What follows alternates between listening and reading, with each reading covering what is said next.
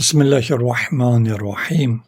Bu günlerim Ramazan ayının 10-cu günü Hz. Peygamber Aleyhisselam'ın vefalı hayat yoldaşı Hadice Hanım'ın vefat günüdür.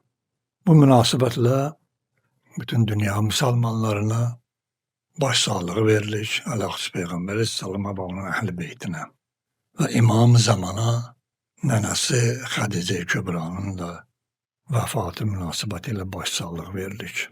Hadice Kübra Aleyhisselam Hz. Peygamber'in hayatında İslam'ın ilk dövründe, ilk anında Hz. Peygamber'i kabul eden bir şahsiyet olubdur.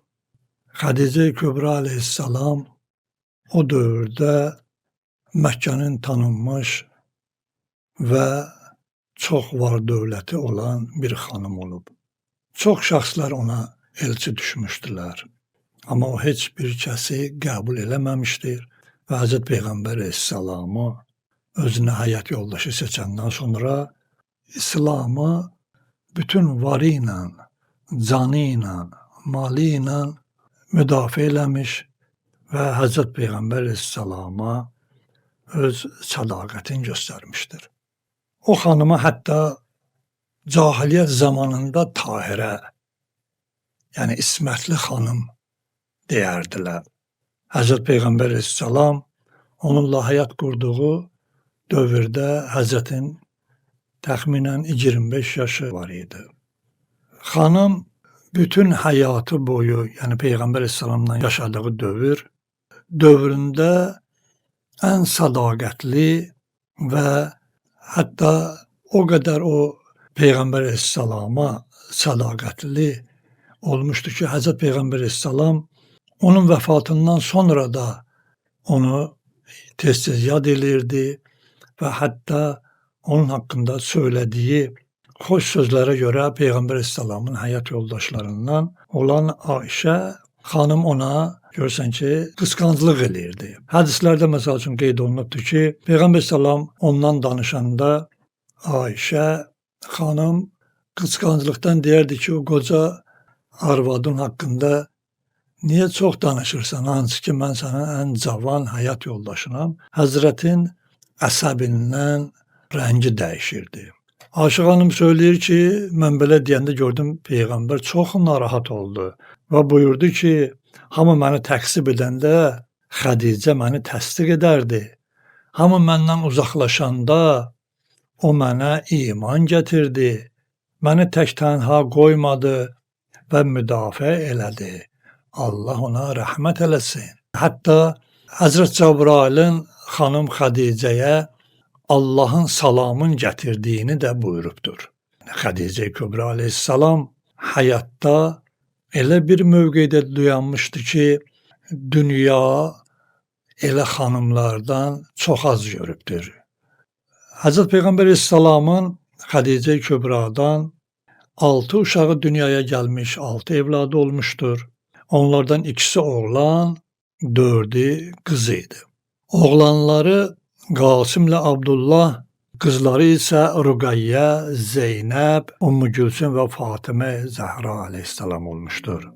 Bütün evlatlar, belə deyək, Peyğəmbər Aleyhisselamdan zahiri peyğəmbərlik, yəni 40 yaşından əvvəl dünyaya gəlmişdir. Amma Fatimə Zəhra Aleyhisselam peyğəmbərlik dövründə dünyaya gəlmişdir. Xanım Hədicə Kübra Aleyhisselamın həyatına diqqət eləsək, Həzrət Əli Aleyhisselam Nəhcül Bəlağədə 192-ci xütbədə buyurur ki, Qasiyə xütbəsində buyurur ki, Hədicə Kübra çox fədakarlıq göstərmişdir. İslamın əvvəlində çətin anlarda İslam dini Rasulullahın Hədicənin evindən başqa heç bir evə daxil olmamışdı. Mən də onların üçüncüsü idim. Hədicə Kübra Aleyhisselam ilk İslamı qəbul edən şəxs olmuşdu. Hətta qeyd etdiyimiz kimi canından və malından keçmişdi. Müşriklər Peyğəmbər Aleyhisselama Şəb-i Əbu Talib dərəsində mühasirə saldığı zaman, hansı ki o 3 il çəkib onlar mühasirədə olubdur və onların müşriklər Peyğəmbər əleyhissalamı və onun yaxınlarını Məkkə şəhərində heç kəslə əlaqə saxlamağa icazə verməmişdilər və çox çətin bir dövr yaşamışdı.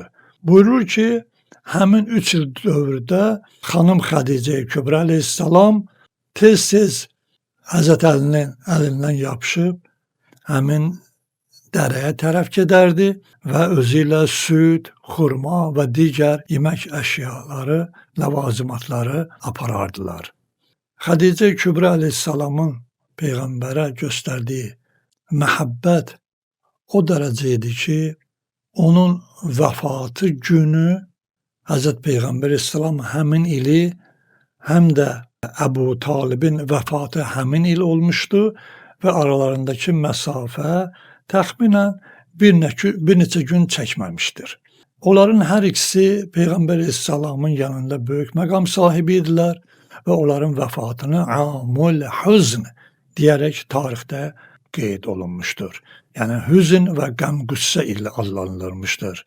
Allah Peyğəmbər, Ali Peyğəmbər xatirinə xanım Xədicə Kübraya dünyada onun ziyarətinin və axirətdə şəfaətin bizlərə nəsib eləsin və arzu edərdik ki, xanımlarımız da xanım Xədicə Kübra əleyhissalamın getdiyi yolu diqqətlə izləsinlər və öz həyat yoldaşlarına və İslama xidmətdə sədaqətli və mərifətli olsunlar inşallah. Həmçinin həyat yoldaşları da o xanımlar üçün onun göstərdiyi fədakarlıq və mərifətin müqabilində ailədə sədaqətli inşallah olsun.